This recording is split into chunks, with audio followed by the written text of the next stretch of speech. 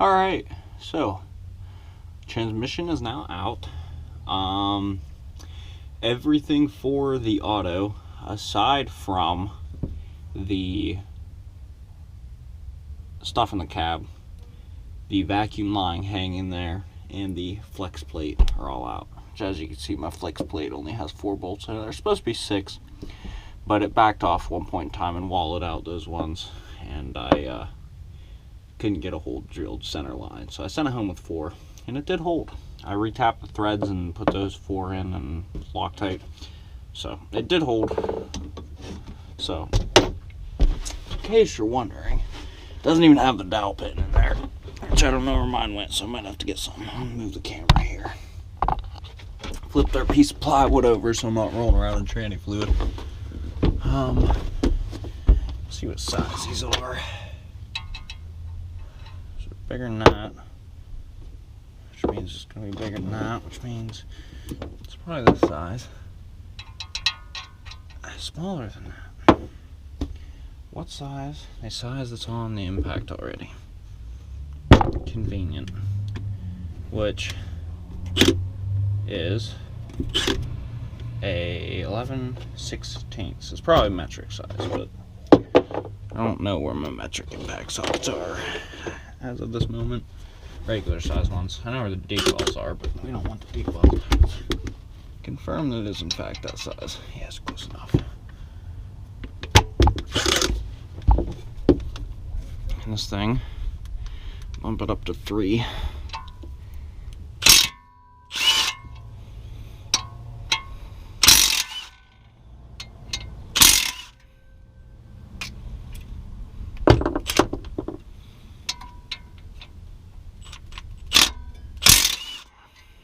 Perfect.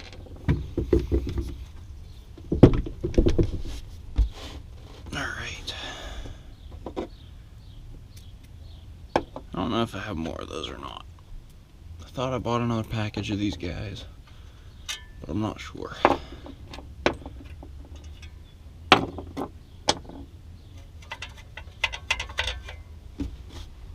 then flex plate should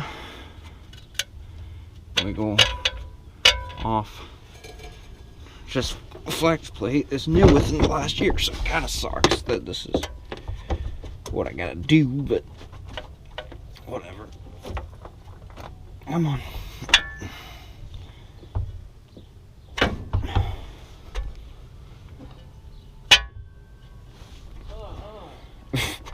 Back already. Oh yeah, what up? I'm pulling the... Huh?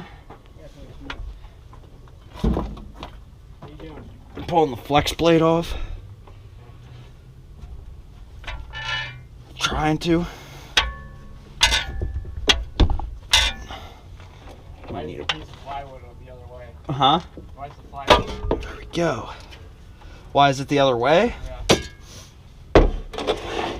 So that I'm not rolling around in tranny fluid. True. True.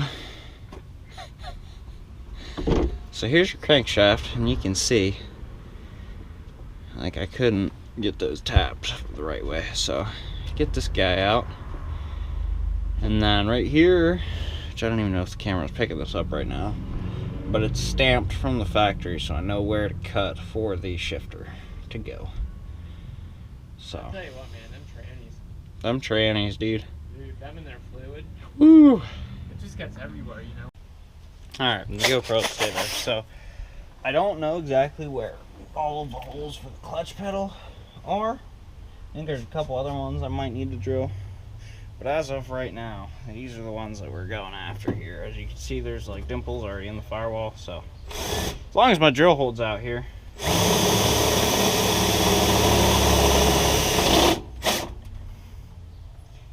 which it should.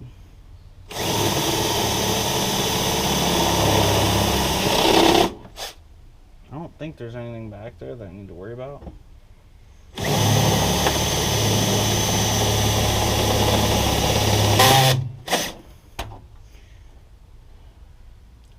But we're in there a little bit, so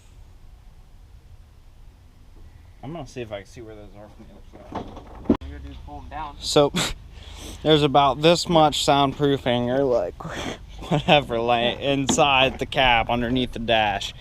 I cut and ripped out as much of it as I could. You could see back in there the holes from, where is the camera pointing right now? Back on top of it right there, you can see the light shining through. That's one of the holes for the clutch. So finished drilling those out, and then I gotta see exactly where up there it is that the clutch pedal mounts to. I think I can see where I need to drill some other holes, but we're gonna have to find out here. But that's after we get this finished. Those first holes drilling for it to mount up to. But yeah, there's plenty of that stuff in here. There's some still over here, but you know, you don't need that weight reduction. This wire was tied up there. I have no idea what that's to. So clutch pedals in. That is the most fucking tedious thing with all the wires and shit back in there. Really fucking annoying. But it's in. With the studs for the master cylinder. There's supposed to be 2 holes up top that it mounts to. I don't know. Apparently the autos are missing. Like there must be some bracket that goes around there for it. I don't have that bracket, so I'm not gonna worry about it. We're just gonna act like it doesn't matter and just, you know, make sure that the bolts for the master cylinder are on there pretty good. So I mean, we'll see what happens. If I need it, I need it, but as of right now I don't have it. So I believe it's that time. So I'm gonna try to cut along the outside edges, and then I think I'm gonna bring it in like this on each corner so that I have a flap that I can try to just bend out, because I can't get a cut off disc in here for that. So I'm gonna try our best here. I might have picked the worst time to like record shit, because like there's constantly somebody driving around here. That's nuts. But so we got our holes here. Clutch pedal studs are sticking out. Like I said, where it mounts under the dash, there actually isn't a bracket. There's just 2 bolts that hold it up, but I don't know. I don't have a tap and die here with me, so probably gonna send it without those and hope for the best.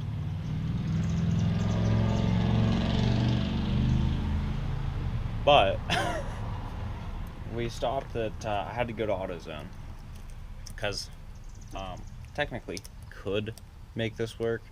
I didn't necessarily want to, so I went and got some vacuum end plugs for the vacuum line that controls the old TH400. So these will go in and just act as a cap, if it's not self-explanatory already. But the other thing I wanted to say about these guys here is probably have a reamer tool, like they use on conduit for electrical, to make the ends of it smooth, so like you don't cut anything. I mean, you don't have to, but it just cleans it up a little bit, makes it a little bit nicer. But yeah, that's drilled, and that's the only hole that you need for the clutch. Getting the pedal in there, if I didn't say it already, tedious as hell. Literally the most annoying part of the swap, like hands down. Like just the amount of wiring and stuff in there that you're trying to work and get it through is just, it's absurd. Quite annoying, honestly. By the way, these things, obviously I'm not sponsored by anybody, but like these things right here, dude, they're fucking amazing. If you didn't know that, get you some. As for that vacuum line, so move this junk right here, which I already unscrewed that, so we ain't gonna worry about it. Your air cleaner might have 2 wing nuts on top. They're all different. Pull this whole thing back off here. Slide it to the side.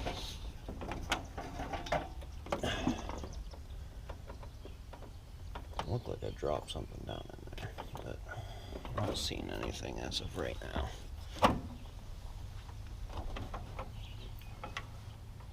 Well, that's a something. Get that out of there. Get out of there. We don't want you in there. So these, ooh, these vacuum line things. The vacuum line from the transmission comes up right here. Just a little like nut back there, pops right off. This whole thing, which I am going to try to maneuver around the headers and up through here. I do want to keep it intact because I might use this I might rebuild this transmission and use it behind a small block. But got that line out there, and see, this kit comes with all different sizes. It does have them labeled, surprisingly enough. We're gonna try 7/32 is bigger than the 3/16, so we're gonna try it first.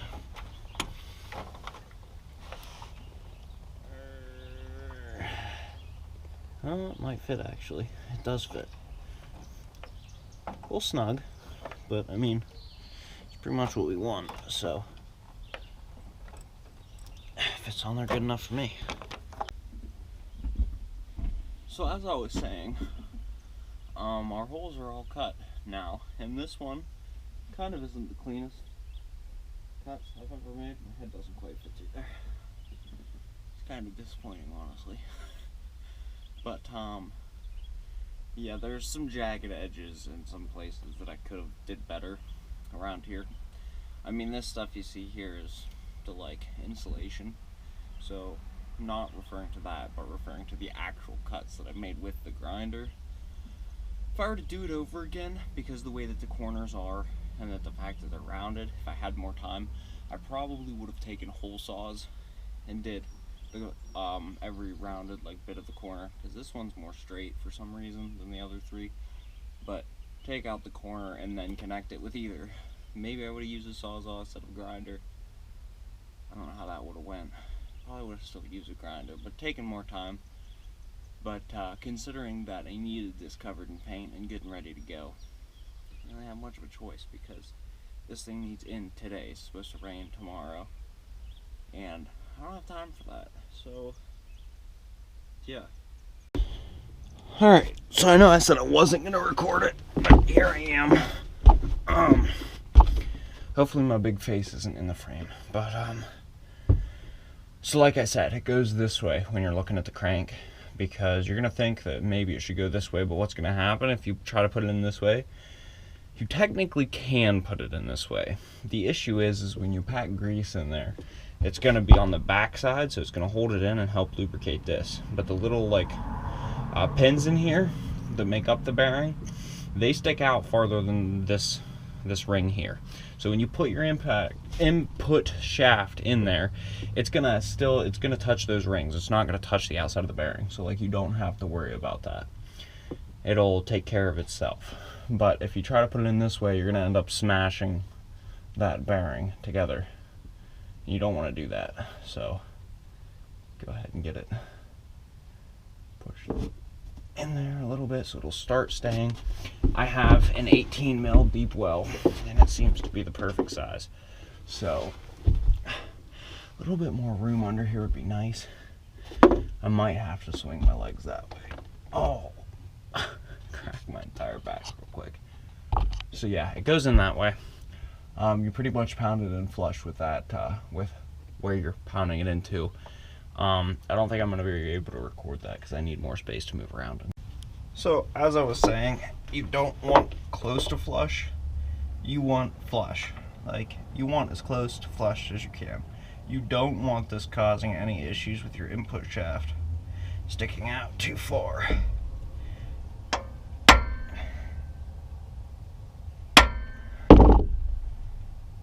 This is why you want the backside in, because you will beat the crap out of that bearing the other way. But this way, like this side down here is good, but the top of it needs pushed in a little more.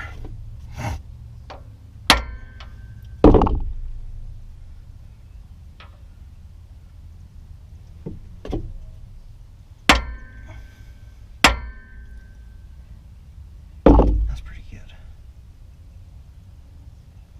Might be the tiniest lip there. But that's the thing, is like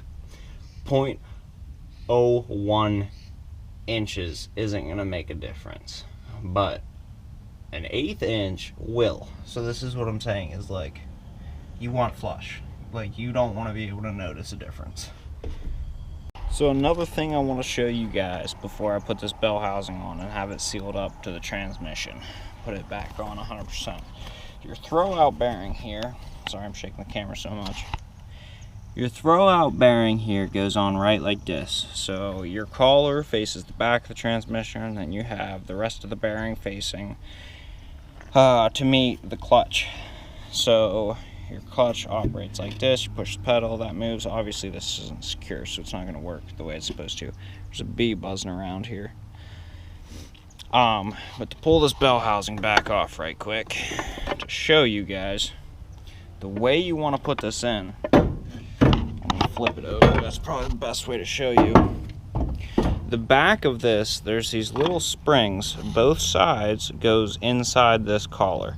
The easiest way to do it is to take it and put it long ways in and line both of those springs up inside the collar, and then twist it so that it's flat like this to mate onto the input shaft.